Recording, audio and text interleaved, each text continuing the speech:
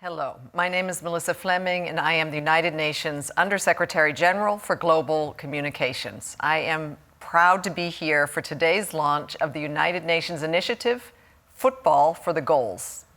Football for the Goals will mobilize the global football community around achieving the Sustainable Development Goals, or SDGs, by 2030. It will tap into the power of football to champion the SDGs and also drive behavioral change and sustainable practices in the football industry. It is no coincidence that we're launching the Football for the Goals on the first day of the 2022 UEFA Women's Euro Tournament. Gender equality and women's empowerment is at the heart of the SDGs. We invite all those in the football community to join us. At the UN, we're very pleased to kick off Football for the Goals with UEFA, coming in as our inaugural member. It is my privilege to be joined today by United Nations Deputy Secretary General Amina Mohammed. Yeah, great to be with you. And UEFA President Aleksander Ceferin.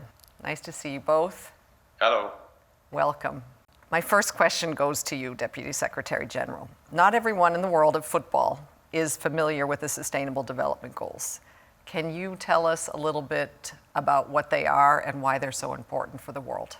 Thank you, Melissa, and it's great to see you, President, over there for football. Look, Football for the Global Goals, 15 years was what we put in a time frame to try to make promises to over 7 billion people that their lives would be one with dignity, that we would try to eradicate poverty, basic rights to health and education, a good economy, climate change. These were 17 clear promises that were made in 2015. Important because everyone matters, and a big message for them was to leave no one behind. And to now, 8 years on, to get the goals, we feel a sense of urgency. There are many crises around. Still, the framing of the SDGs that matter so much for everyone, women, for children, for youth, is one that we want to pursue. And so those 17 goals are important for us, and this is an amazing opportunity to put that on the map in a place where you touch hearts and minds using the platform of football. What would the world look like if those 17 goals were implemented? Well, much more peaceful, that's for sure. And we would not have these extreme climate events where people do not know what is around the corner tomorrow in an extreme flood or desert storm. Many of the natural disasters that we see. We would see more equality. We would see women in leadership, but also equal pay. We would see children that wouldn't have to think outside of a family, but are an integral part with nutrition, with education. So all the basic rights that we would hope that a world would have for its people, and that they would live in harmony with their home, the planet, that's what we would see with 2015.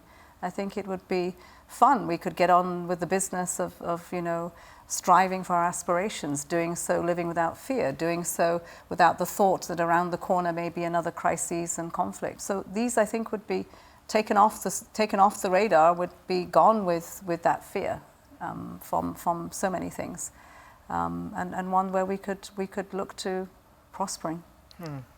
President Ceferin, it is really a privilege again to have UEFA join the UN's Football for the Goals as its inaugural member. We know that UEFA created its own sustainability strategy. It's called Strength Through Unity. Can you tell us a little bit about that? And also, what is your motivation for joining this initiative? Thank you. First of all, I'm pleased that the United Nations recognizes the powerful voice that football carries in the global community. And of course, the role we can play in raising awareness of the Sustainable Development Goals through the game's popularity, it's huge. And UEFA, as you said, inaugural member of Football for the Goals movement, aspires to take a leading role as an exponent for change in sports by contributing to the promotion of sustainable development, and of course, also introducing more sustainable business and operating models to the football industry, to our industry. And I'm convinced that if football comes together and bundles its power to drive sustainable change, it will be able to have a strong and long-lasting positive impact. And as UEFA, I'm sure we must set the right example towards sustainable change because we inspire others to follow. That's inspiring, and that unity is indeed exactly what we need. What is your reaction to what he just said, and how do you think football can inspire people to start implementing these goals in a meaningful way? It's the one game that will bring the CEO of the wealthiest organization to the poorest person in a village together without thinking about what language or what politics or anything that they have. It just brings you together in a manner that nothing else can.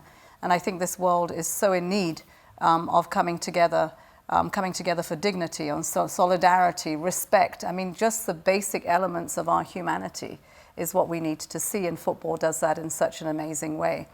And so I'm really pleased that we're part of this. These are global goals. We have 17 that we need to kick through the posts by 2030, and I hope that we can do that. Now, in some cases, we're going to have to dribble this a little and find the pathway there.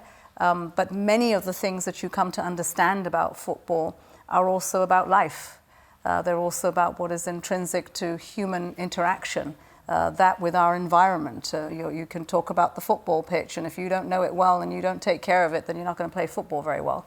But you've also got to talk about the well-being of the people who are part of this. And it goes, beyond just the footballer. It goes to the whole paraphernalia of ensuring that that person can perform.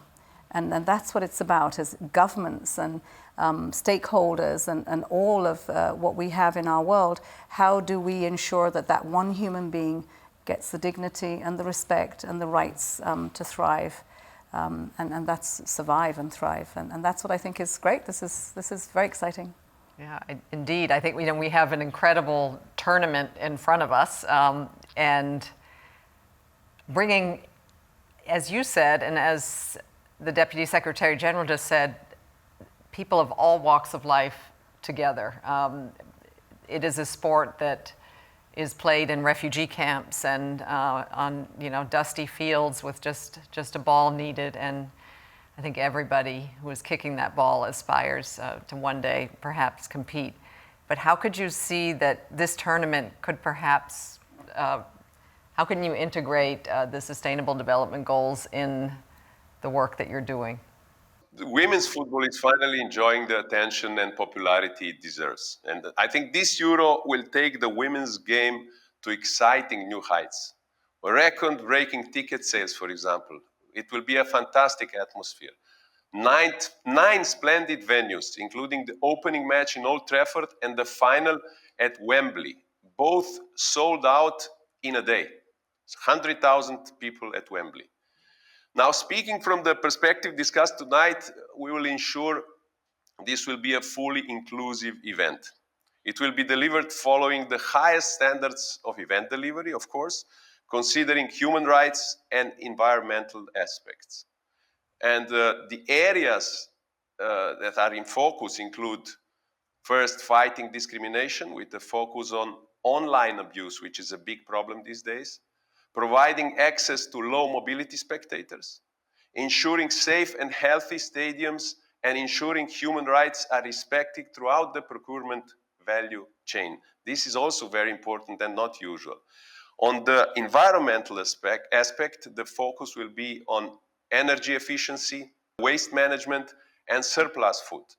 At the same time, UEFA will measure the CO2 emissions of all the event, compensating for unavoidable emissions. So I think it's quite an interesting approach to the tournament. I think as a woman, that's really inspiring to hear. How about you? Absolutely. I mean, as you said, women's football has come of its time, and if you can say in an hour that the tickets are gone, that's amazing. But I think what is even more special is that you're really looking at the business model, you're looking at the ecosystem, and everyone's footprint matters, and what are we doing to mitigate the worst parts of that while still enjoying the game and having everyone involved. And I think this is where we start speaking to the green jobs, we start speaking to the transitions that are possible. If you can do it in football, why can you not apply that to so many other businesses? And again, back to the 3 points that you picked up there, and most especially when we talk about food, when we talk about waste, when we really speak to the energy.